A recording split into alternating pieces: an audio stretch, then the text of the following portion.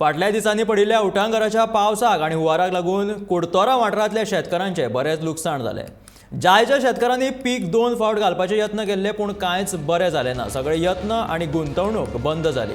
हुंवाराक लागून सगळे शेत कुसून पेड्ड्यार जाले. गेल्या वर्सा अशी स्थिती जावन सगळ्या शेतांचे लुकसाण जाल्ले आनी आजून शेतकी खात्या कडल्यान तांची भरपाय तांकां मेळोंक ना.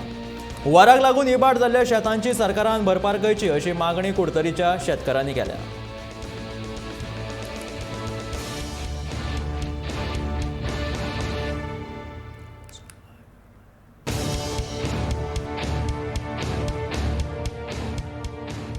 गेले त्या वर्सा आमी शेत रोयलोले भरपूर पावस पडलो आनी आमकां भरपूर लॉस जालें.